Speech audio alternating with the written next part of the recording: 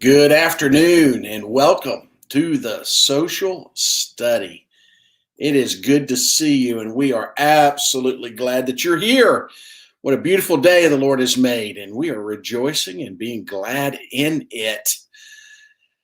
Oh, man. Well, hey, good to see you, Brian.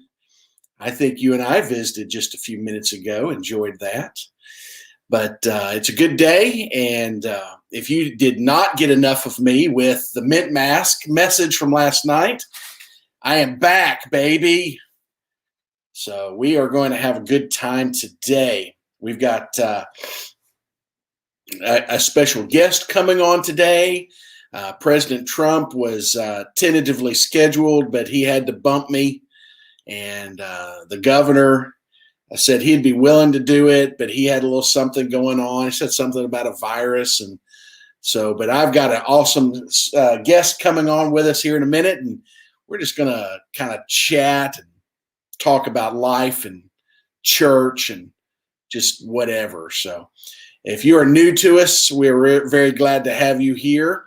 If you hadn't dropped us a message yet, say hi to us. Let us know you're there. So, all right. Well, let me start off with a few things. Just a friendly reminder that tomorrow night at 6 o'clock is our Wednesday Night Live service. We're having a good time there, and we'll have some great music. Josh is doing a great job there, and then we'll swim around Sunday's message a little more. It'll be good.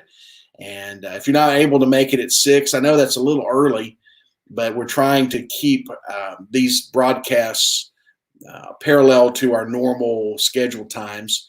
But you can always come back and revisit the episodes at your convenience, and that would be nice. And then just remind you our Sunday schedule with 9 o'clock Sunday school. We actually start about 10 till 9, and with some coffee talk and just enjoy each other's company. And we're really enjoying that. We're having great attendance for that class, and we've already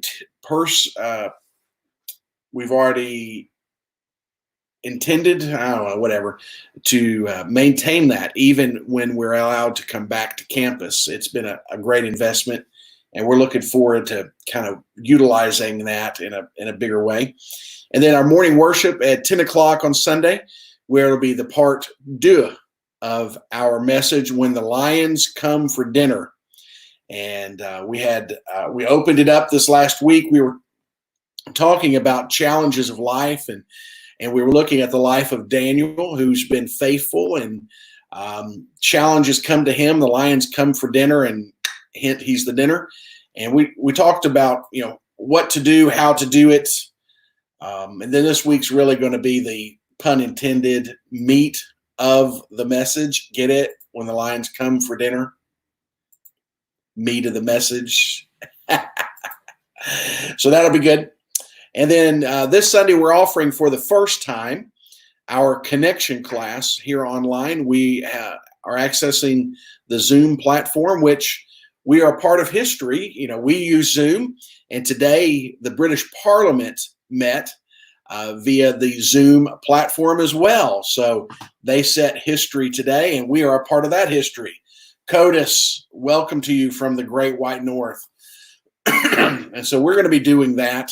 And if you're, with us today, and you would like to know more about that connection class, the connection class has a couple of 3 purposes. One is if you're new to ALF, maybe you've connected to us digitally during this time, and you just like to know us better, who we are, what we do, why we do it, those sort of things. This class is for you.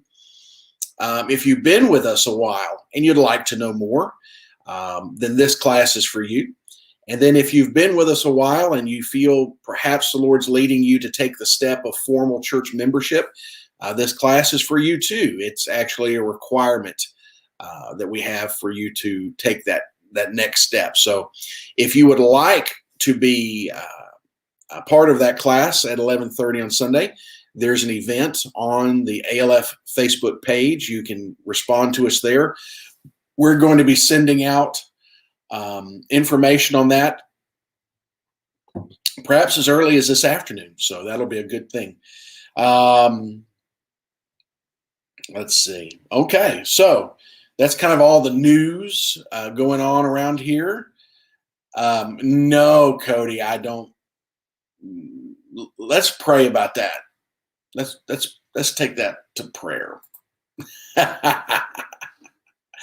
All right. Well, that being said, to kind of freshen up, liven up, and give some real insight to some topics and things, we want to bring in our special guest today. You've probably heard of him. I'm not very excited about the attire he's chosen to wear, but I can't do anything about that. So let's welcome the man who bumped the president and superseded the governor. It is Joshua Slinkard. Welcome, good sir. Hello, man. I feel kind of humbled. I mean, the president and the governor and just little old me. Well, we got to take what we need. So this is good stuff. Yeah, I'm repping my Aggie gear. So. Oh yeah. So I don't know. There's a fan and then there's a cult, and I don't know. It's for Brian Goodwin. I saw that he was going to be on, so I changed real fast. Yeah, Brian's there, and I'm sure he let out a whoop or something. Who knows? Whoop.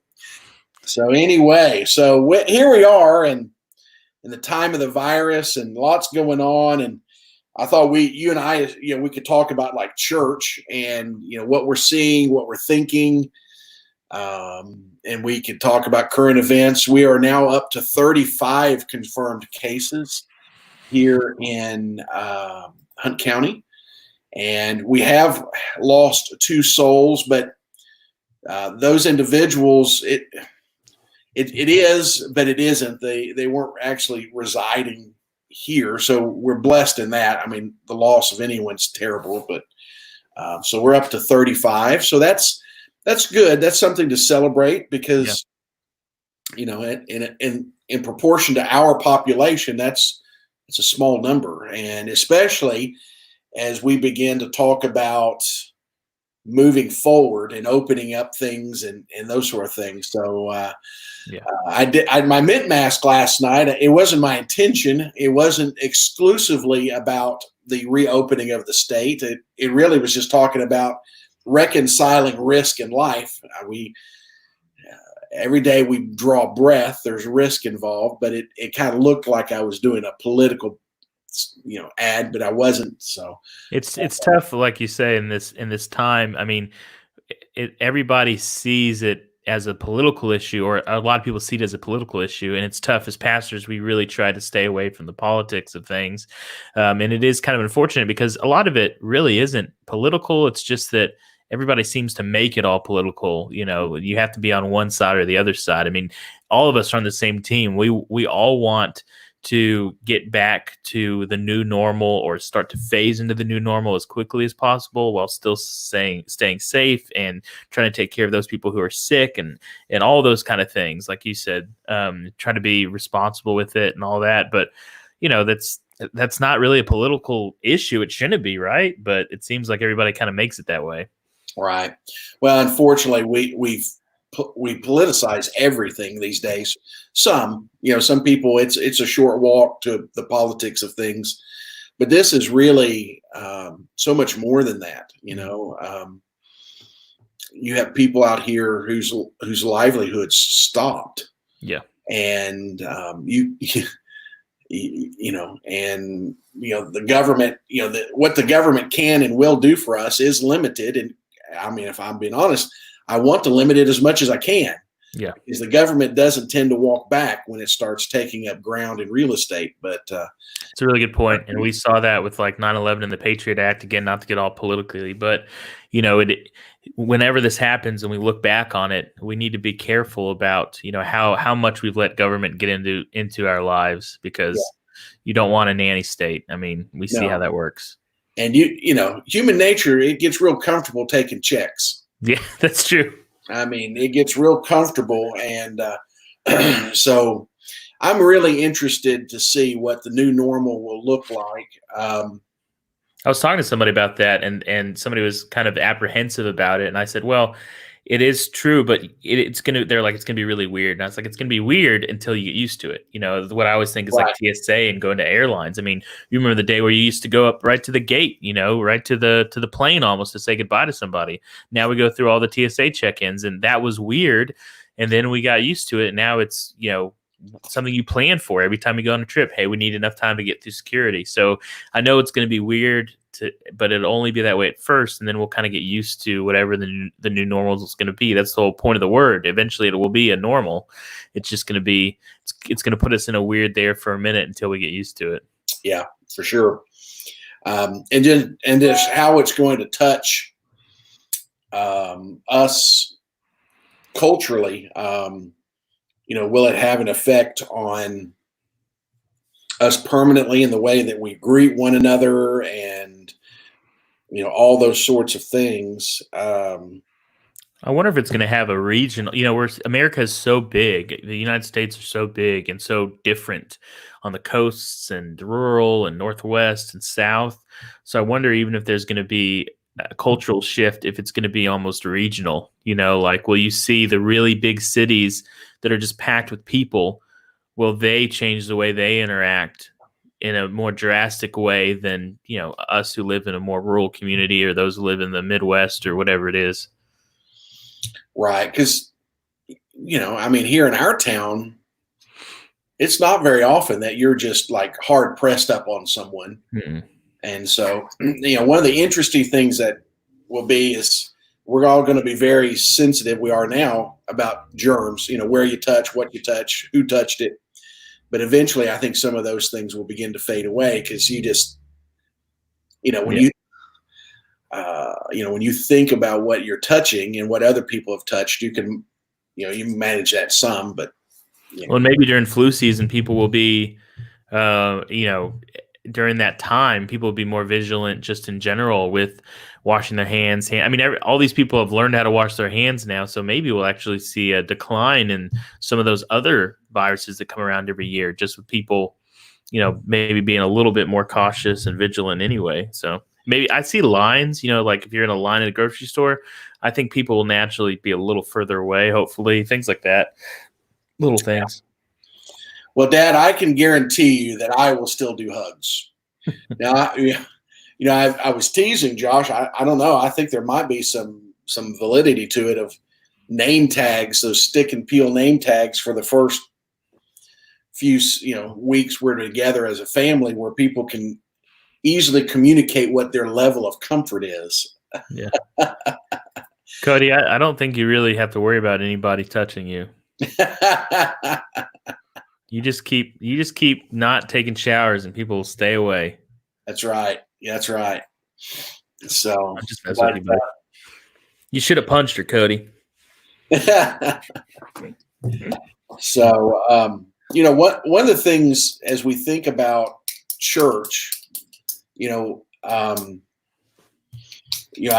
was able to be a part of that conference last week, and there was some stuff in there that I hadn't really thought about, but one of them was as far as our senior adults. I did get a clarification. This is very interesting.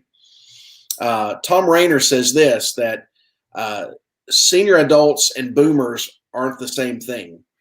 He says the grandparents of boomers are senior adults. So when we think in terms of senior adults, To be the parents of boomers, right? Parents of boomers. That's right. Yeah, that's way back. The parents of boomers. Yep. Because they will be the last to migrate back into cultural activities and in church. Yeah. There was one church that went so far, they went out and they bought tablets for their senior adults, took them to their homes and set them up.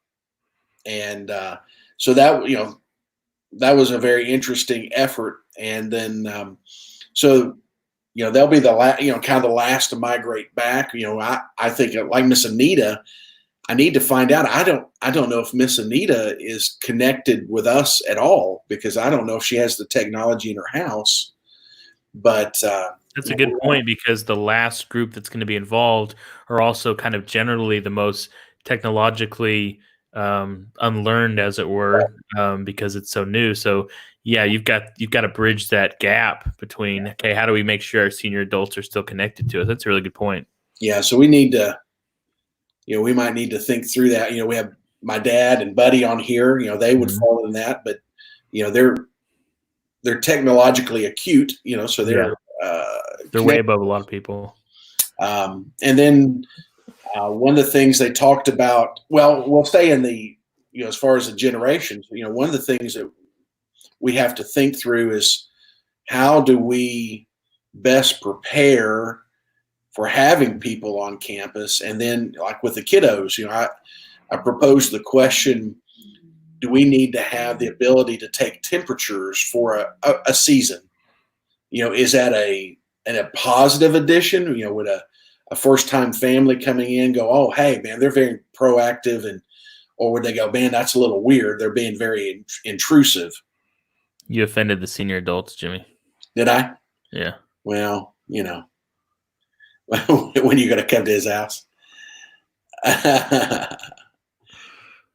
Yeah. So we want to be sensitive. Well, I think that's a great, now to take those temperatures, they just have those little things they scan across your forehead. It takes 3 seconds and right away. Right. So I think that would be good. They did that to me when we went to go take little baby CJ to get a shot. So, and they only let one of us in. So Sarah went in with him, and I stood out there, and eventually I went to go get her some breakfast. But when they did the little temperature thing, I said, "Hey, why don't you do me just for grins?" And Right. she, it took it's a scan, and boom, there you go. And I was a degree off. I was 97.6, so I run a little cold. On a very side note that we won't get into, I've actually heard that the global average temperature is now less than 98.6. We're actually getting cooler on the average, and I don't know why, but there was an article. So anyway, that's something different. Yeah. Say on an aside to your aside, we could ask the question, well, how does that affect global warming? Well, maybe we're getting cooler because it's getting warmer. I don't know. Could be. I don't know. Right? I don't know. Inquiring minds want to know. We're theologians, not scientists. That's right. Yeah. So I got to thinking too is, part of what we're trying to prepare for is if they roll this thing back the way they rolled us into it, they might take us to a limit of 50 people. Right. For us to be able to do that and to be able to accommodate, that looks most like perhaps 2 services. Mm-hmm. And then, would we have some, would we need to clean and sanitize in between them? Right. Primary surfaces and those sort of things for a season. You can't do that forever, but just all of those things, because we can do only so much in making sure we're clean and we communicate those things. But, we also understand that people are going to come at their level of comfort and things. And, we had someone in a meeting on Sunday who said, their kids would be lagging behind, they're coming. Yeah. And, I can't fault it. I can't fault them, but, you also, eventually have to be able to find that equilibrium. So. Yeah. And they canceled in-person school for the rest of the year. Who called that? You did. Right. So we've got our kids for the rest of the semester, which is so much fun. We're so excited about that. It's At least they're done with standardized tests, because there'd be no way. I'm just gonna say that. Hopefully that's just gone away. That just needs to go. Yeah. Well, they spend so much time just teaching to the test instead of giving them a broad-based education. So it's not fair to the teachers, all that good stuff. But another interesting thing that was brought up in this seminar was the acceleration of the lack of paper monies when it comes to church. We have been very blessed. A significant number of our folks have transitioned to a digital, whether they're sending a check to campus through their bank or accessing the the Uversion. Tidely. We have so many apps I now. know. The Tithely app. So that's good. And it's a transition we've been making, but I think this is really going to kind of push that cart over the edge for most. Although I did have someone this morning say they were going to drive by and drop their gift in the mailbox. So I don't know if it'll be a check or cash, but just a bag of coins. Yeah, pennies. That'd be something, wouldn't it? So it's interesting, how that'll, that'll probably not go back, and it could be. I've thought, is this the place where we transition to giving boxes? Mm-hmm. And really, I've been thinking about that, because if you're coming back and you're being attentive to touch, when that offering plate comes by, everyone will have touched it. So if you put an offering box outside each door and you kind of coach people to drop there, this might be the time to make that transition. I saw a movie where it was a Catholic church, and the guy had like this basket on a pole. Yes. And he was going by, and if if he didn't throw anything in there, he was holding that basket right up next to you so maybe we should institute that. Just get the basket. Back in old days, the ushers had a pole. Mm-hmm. And on one end was the bag, and on the other end it was blunted, so they could walk by and poke you if you fell asleep. And so they had dual purposes with those. So that's a lot of power for some of our deacons. I don't know. Well, someone would have to be awake to do it. Oh, shots fired! But that's a lot of.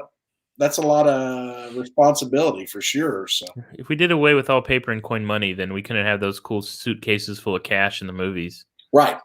I mean, how do you if you didn't contribute, the basket hit your chest? That's funny.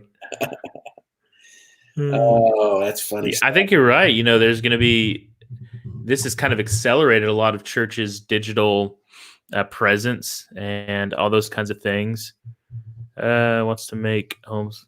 Well, that's never going to happen in Texas. Trust me, as somebody who was homeschooled my entire life, that is a good thing about our country, is that we are so regional. There is so much power in the states that if you don't want to live in LA or whatever, and you don't want to abide by the restrictions or whatever they have, then you don't have to. Which is really nice. Well, the fact that the cat would bring that up now. Yeah, not the time or place. That guy's not even a good politician. So yeah, although I do think there's been a lot of positive. One good thing out of this is there's been a lot of positive recognition of the work that teachers, nurses, even grocery workers, all these people that maybe sometimes don't get we know sometimes don't get the respect they deserve. We've kind of gained some respect, hopefully, for them. So that's been good. Right. That's true. I'm with you. I hope that when, ideally in the fall, when we go back to a normal education cycle, that parents and teachers alike will have a renewed appreciation. I think, there was a time when, for the most part, there was a partnership, and somewhere we transitioned to a more combative thing, because parents and teachers alike, they want the same thing. Yep.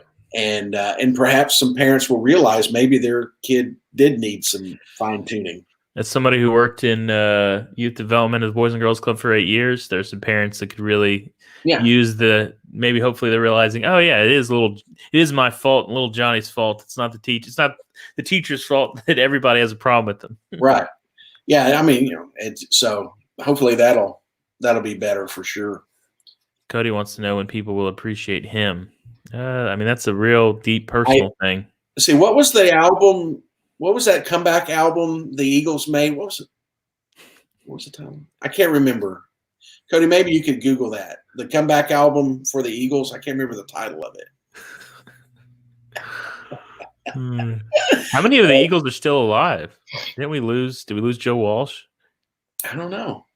Don Henley, I think, or maybe it was Don Henley. I don't know how many of the Eagles are even still I'll around. tell you, on that album, Mhm. their acoustic remake of Hotel California was incredible. Man, those harmonies! I tell you what, Mm, it's a good band. That's good. They don't make bands like that anymore. no.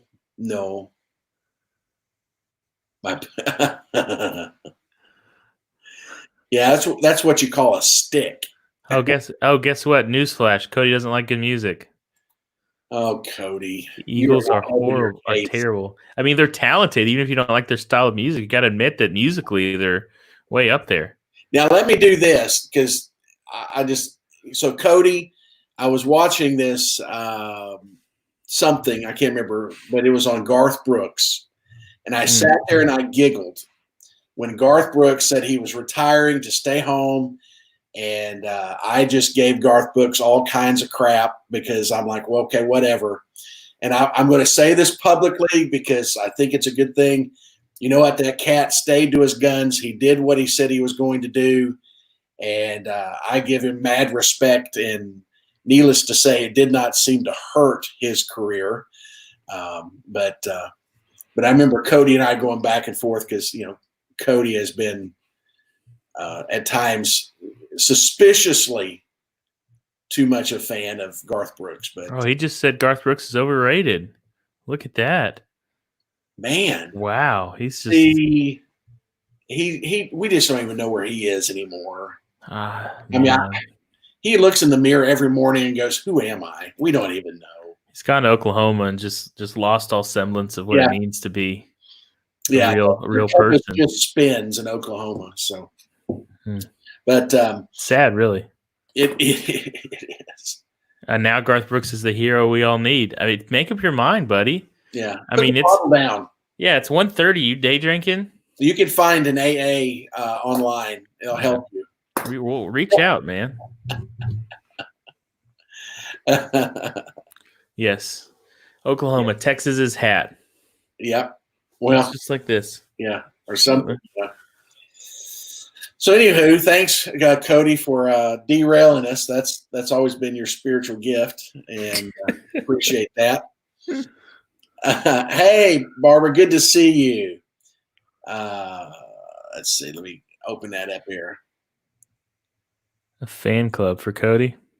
Was this the one on MySpace that was actually the I Hate Cody Giles fan club? Was that you? Is this a Kelly and all that? Well, there was an I Hate Cody Giles fan club that was on MySpace back in the day that I know Kelly had a Ford had a yeah. Well, we thought we were really living when MySpace was around, right? I mean, it makes you think. Like MySpace was so big, and now they're not even around. Like, Facebook obviously is bigger than MySpace ever got. But especially with the younger kids not using it, will we reach a day? Oh, a Garth Brooks fan club. Sorry. Will we reach a day where Facebook goes the way of MySpace?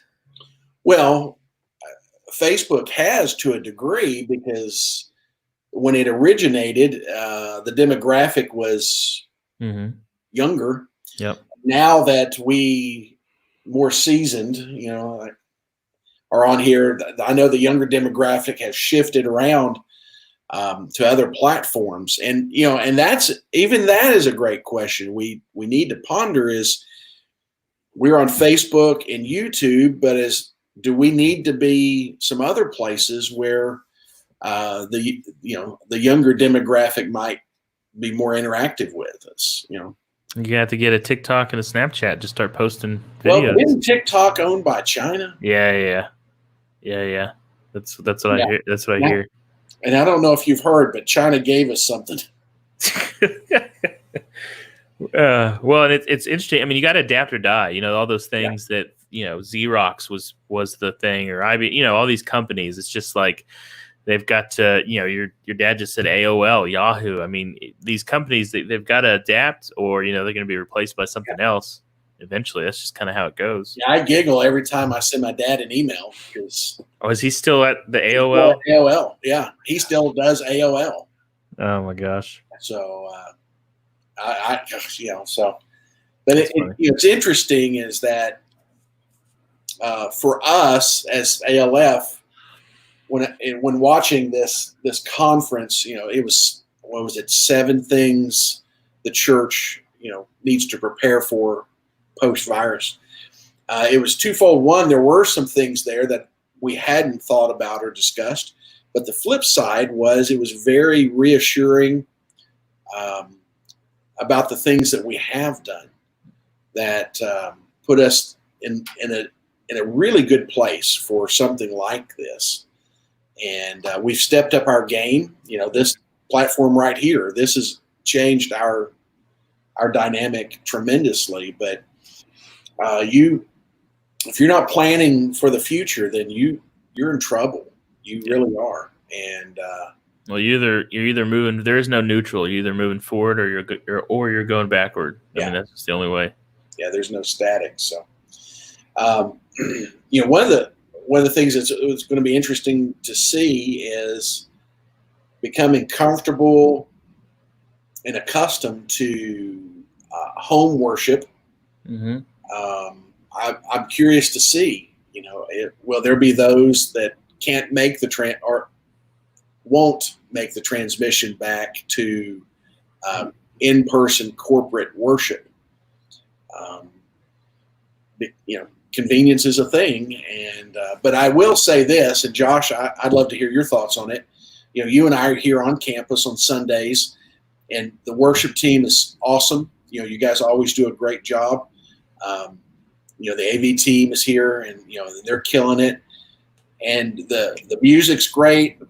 It's all good, but it's not the same without the people here.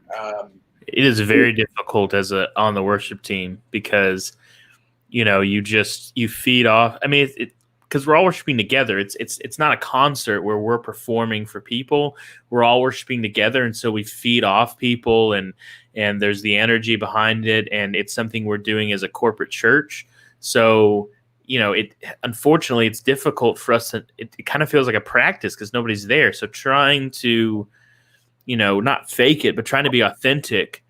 I mean, it is. It's like you're playing guitar without an arm or something. I mean, it's just not complete. It doesn't feel the same. And I can never get used to, if that was the way that it was forever. I mean, I don't think I would ever get used to that. I mean, it's tough. I mean, Travis, he led for the first time last Sunday, and he talked about that. It's just difficult because you always, and you do a great job because you still, the people who are there, you'll talk to them and you still kind of do the same. But as a worship leader, man, it is just tough to, it doesn't feel the same at all. I can't wait till everybody's back, and hopefully the home church thing, people worshiping at home, they only take advantage of that when they need to stay at home, either when they're traveling or if they're sick, because man, if you can join together, we've got to. It's interesting is we had a challenge prior to the virus that we'll have post-virus, and it's the challenge of the individual wrestling with being an observer and a participation. Mm-hmm. Good point. Participation. You can be in the building and be an observer instead of a participant, just like you can be that, at distance. And I'm with you. I believe most, this is a necessity, not a want, but there is simply no substitution for a corporate gathering. There's just, you can have great production value. You can have great you can do everything at its high level, but there's just no substitute for being in one place for one purpose together. I can't, because I'm like you. I've never had this. I've taught on the radio before and those sort of things, but there's never been a time where there's this. And you've probably preached in some small churches, but never that. I have. Yeah. What do you think that in a normal time? What do you think the smallest group you've ever preached to was? Oh, geez. It takes me back when I was in my first church. That'd be circa 80, the fall of 88, So just a year before I was born. Hey. And I somehow got introduced to a fellow who was a fireman. He was a pastor, but he was a fireman. And so the way their schedule rotates, every like fifth, sixth week, he was on duty. Right. And so he was pastoring Klondike Baptist Church. Mm. It's on the other side of Commerce. And he invited me and trusted me. So about every month and a half, I would go out there, and it was small. And but I treasure it now. The original building, I think, is gone. I don't know if the church is even still in existence. The cemetery that it was beside still there. Are we talking like a dozen, more than 20? Oh, yeah. 15. 15. 12, 15. Yeah. And then on the flip side, what do you think the largest I know you've preached before where you've got thousands of views and everything, but as the in-person audience, what do you think the largest would have been? I don't know if it was overseas or what. 1,200. Wow. Something like that. Yeah. So that, I mean, yeah, that's just for my own personal edification. I just thought, I know you've done a lot. And then, on the radio in Africa, we were reaching multi-millions. We were actually reaching into 3 countries. Holy cow. So, that was kind of cool, but if you only got paid $1 for every listener, I'd have a lot of dollars. We'd have a new parking lot. We would. Yes, we would. Yeah, that's the thing is, and one of the things I hope, our church family understands, is the work doesn't stop, and we're doing things here on campus, and we're planning, and our campus being 50 years old, there's needs, and we've got to plan to those, and the ministry needs of the people in our community are for months, if not years after this thing, are going to be, just exponential. So, yeah. I mean, our ministry reach and all that, I mean, it's going to be a time to ramp up, not a time to, die back down. So, yeah. And be creative. Mm-hmm. So for sure. I don't know how it took us on that rabbit trail, but no, that's a good one though. You guys out there, you have any questions about church life, any insight that you'd like for us to kick around? Kelly, I would like. I'm sorry, Barbara, I'm looking forward to having you in our connection class on Sunday. We're going to be sending out an informational PDF, maybe today. But it's got information in there that you can read through. It's got links. It's got a lot of links. It's got more links than a smokehouse. Hey, that's a good one. Barbecue. At Johnson Street. Can't wait to Yeah. Oh, yeah. Yeah, that's for sure. That would be good. But it's going to be a great class. I'm looking forward to having you there. And so what were you going to say there, Josh? I'm sorry. No, it's okay. You actually just made me think about something. Maybe people can put it in the comments. Maybe you've already done this, but what's the restaurant, let's just pretend it opens up, everything's good. What's the restaurant you're going to go to first? The first restaurant you go to? Because Johnson Street's going to be up there for me. Yeah. Well, see, here's the problem we face is when they open them up, everyone's going to want to go. Yep. And so getting in, it will be a challenge because if I had the ability to go to a restaurant and not have to wait, jillions of hours. So you got a reservation. Mine would be Texas Roadhouse. What about that New York strip girlfriend of mine? We hadn't seen each other in a while. What about in Greenville? You got to be in the city limits. Well, I would be going with my bride, and so with my bride would probably have to be tamales. Yeah, I think that'd be a lot of people's. Yeah. Yeah, I'd like that downtown steakhouse to do that again. Oh yeah, I mean, I hope they're doing okay. I hope they're holding on,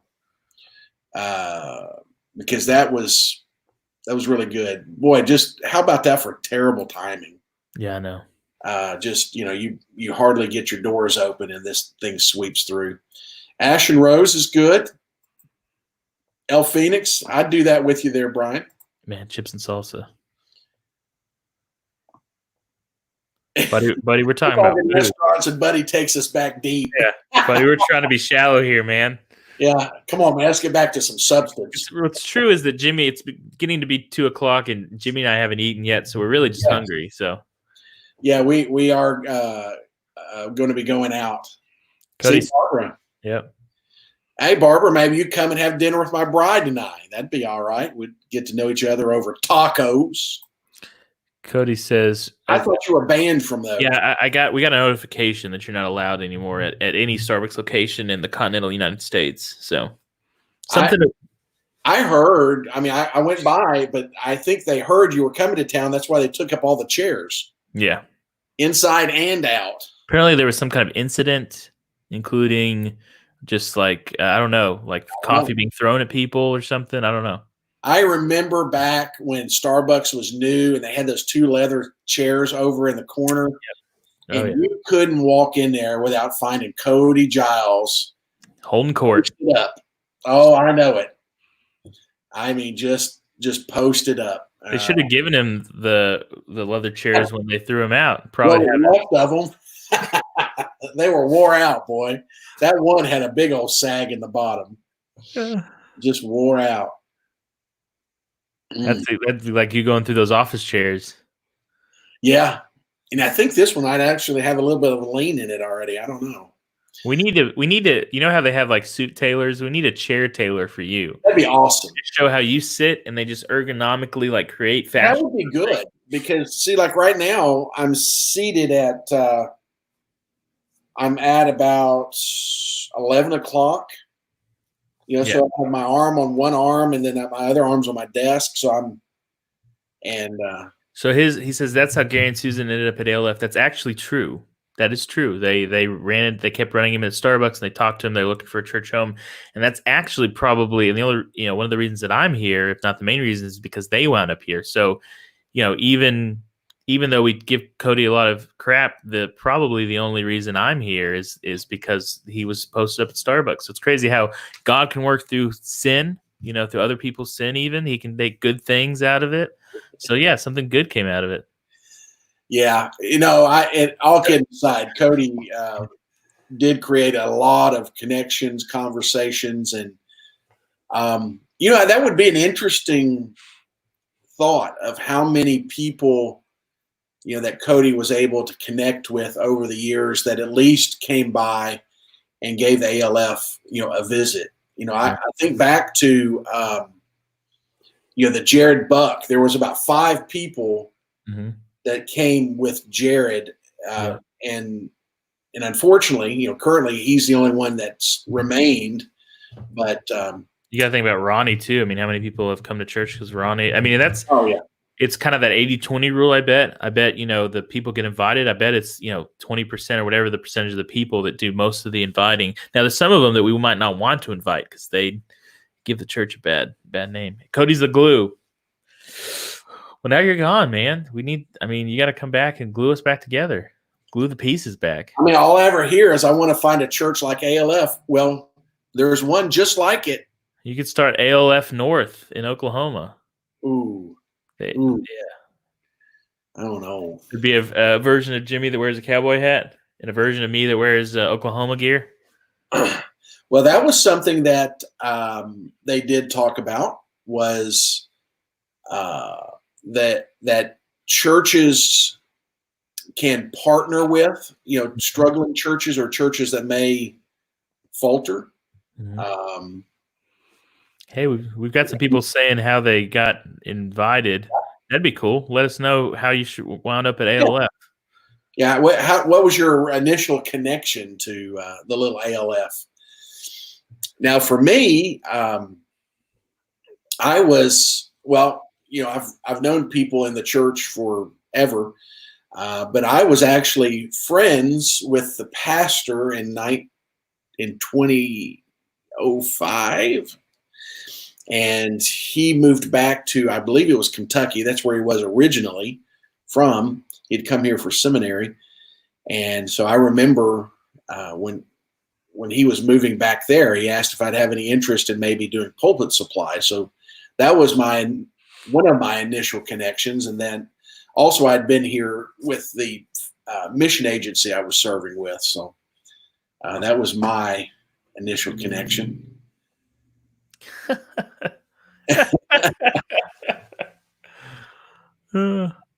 Oh, that's funny right there. Oh yeah, Cody's told me that story. Absolutely, Codis. Don't you forget it either. Oh, I've known Cody for a long time.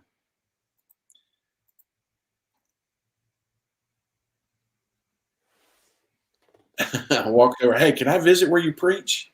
Who was Eric? Was he the last pastor? Eric was two pastors back. If I'm right, is that right? Now, here's an interesting factoid: is my tenure now is longer than all of the previous pastors combined. Now, as far as in Greenville, I mean, you've got to be one of the longest tenured. Who's still a pastor at the same church since you have been a pastor at the church?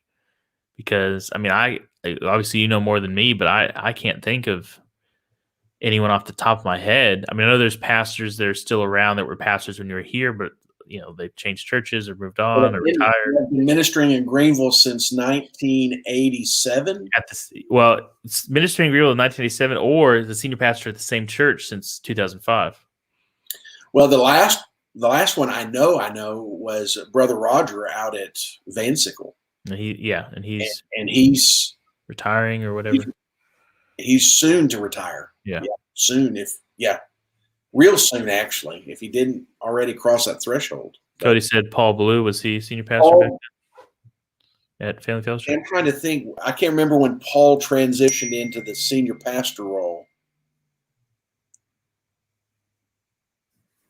But he would be close.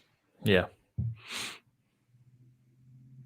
Yeah, I think the average, I don't know if the national average is the same, but at one point I read that the national average for pastors at a church was 3 years. At one time, it was 15 months. Okay, so it got even shorter than that. Yeah. So, I mean, either way, you're now at 15, right? Is this a 15th year? Yeah, 15 years. Hey, we need to do 15th anniversary. Why don't we got to do some kind of celebration? Do an old school pounding or something. Well, you know. It looks a little weird if you're the one that brings it up. Hey, somebody get your pastor some gift cards or something. I mean, it's 15 years. We're going to have to start that. Like a day, it seems. So,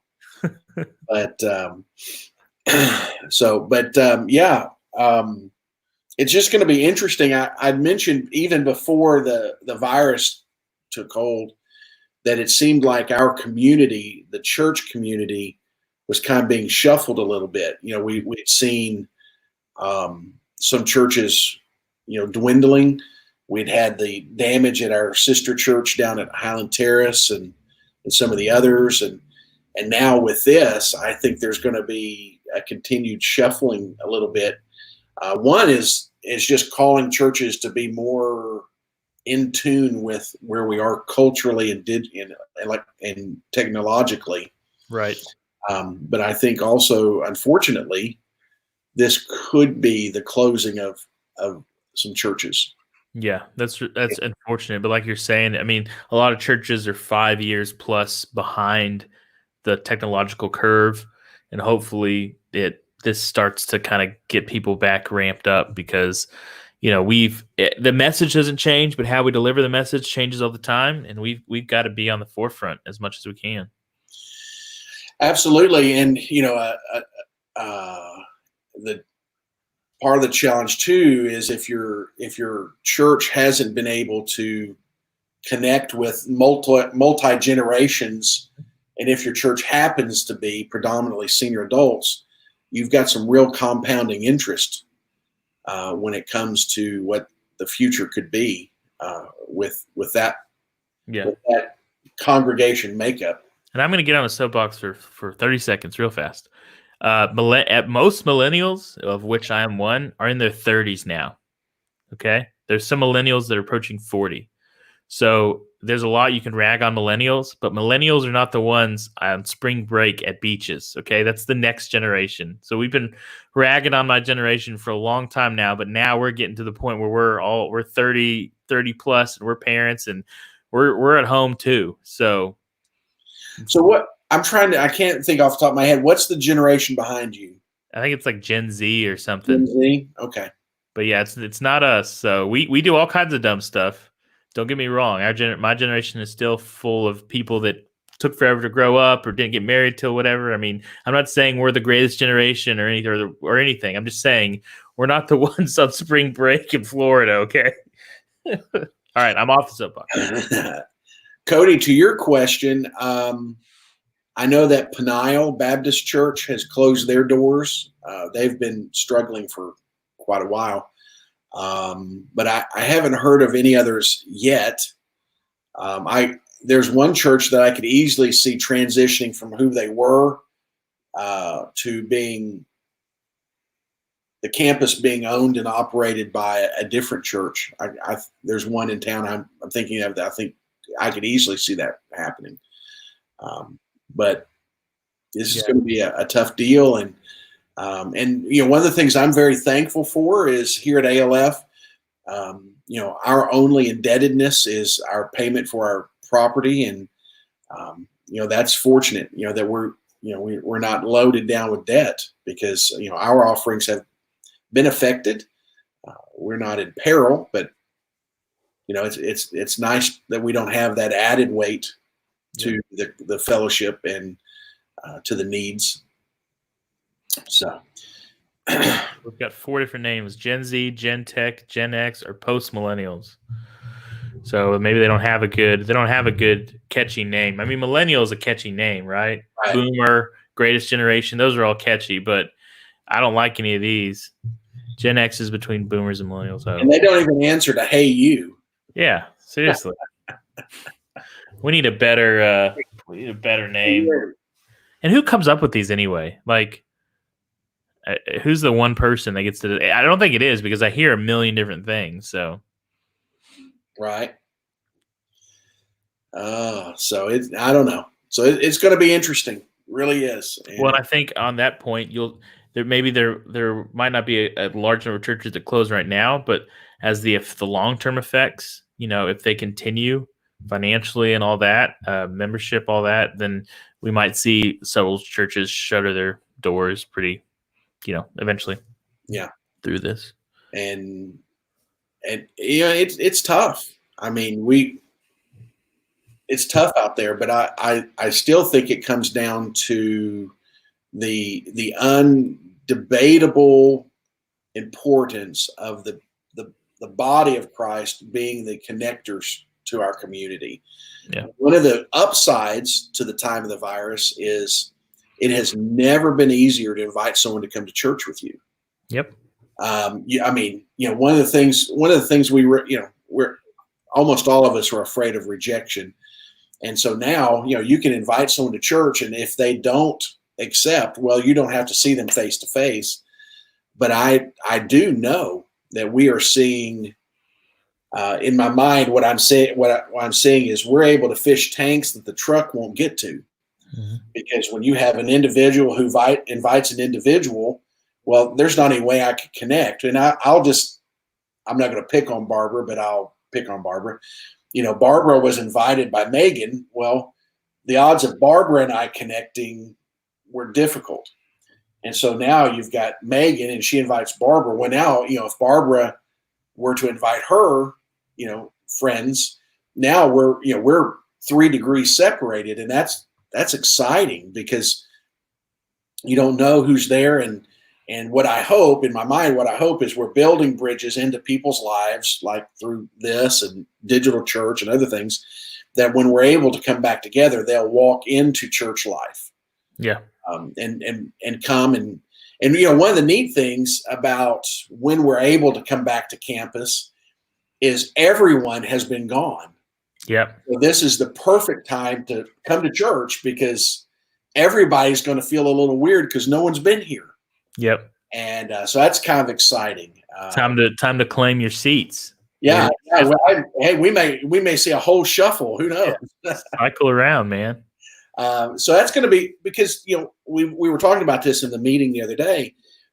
Is never in church history has there been a time like this. True. That church just stopped as far as a corporate option, as a whole. And when we come back, it's, everyone will be new, everyone will have been away, and it's the perfect time to come back to church for whatever reason you're coming. So that's pretty exciting. I'm looking forward to that, and hopefully we'll get enough runway. We'll do some good things. That may be the day we have a cookout. I don't know. We just it'll be nice to have people at home. Can't wait, man. Yeah, your sister says we need new seat charts. Seating charts. We'll take the deposits for that now. Yeah, I need to move Jeff Jones a little further back. I'll put him up in the bleacher. No, I can't put him in the bleacher seats because he'd have no doubt of distracting me. This Aggies hat actually was free because my brother got it for me in Norman, because the company that makes these is actually based in Norman. So it was free for me.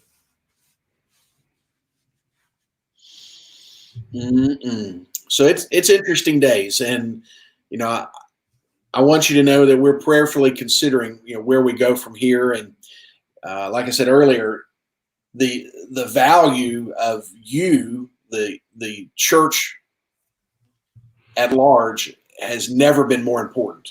Right. And just keep doing what you're doing, and when we come back together in a physical way, we're going to figure out what new church look like, and we're going to do our best. And Jimmy might grow out his beard. He might show up. I don't know if we have that amount of time. Now, for the right cause, I might participate with a No Shave November, but I'm just telling you up front, it will be a horror story. Oh, I mean, how much money? I want to see you not shave for a month. It would, my goodness, I can't even imagine. Now, right here, I think I can do this. I love the goatee, Jimmy. Here, I just don't know. Love you, Cody. Oh, bye, buddy. Love you, and I do mean it. You can run in to get some tofu. We only tease the people we love, so yes, that's how it works. Barbara, I've known Cody since he was very young. He's like the child I didn't have to pay for. You probably paid more. Yeah, I guess it'd be more clear. He's the child my wife didn't have to birth. That's probably more accurate. Yeah, I have spent time and money on the CG. I guarantee that. But it's worth it all. So, but anywho's, I guess you need a closing. Yeah, I guess we're reaching the top of the hour, and we're going to go ahead and tip the nose towards the ground here a little bit and prepare to bring this in for a landing. So I hope this has added to your day. I hope you found it informative and enlightening, and if nothing else, just a friendly distraction from what could be a very routine day. Hope to see you guys tomorrow night, 6 o'clock, for the live broadcast of our Wednesday night. It'll be good. And for you guys like Barbara, like you, I'm looking forward to seeing you in our connection class on Sunday. That's going to be great. And then our Sunday activities at 8:50 and 10 o'clock. That'll be good stuff. So a lot of good stuff going on, even without our being able to come to this beautiful campus. So we're going to say we love you. We miss you tremendously. We want you to live healthy and be a part of the solution. And we will see you tomorrow night at 6 o'clock. Say goodbye, Josh. Bye, guys. Love you.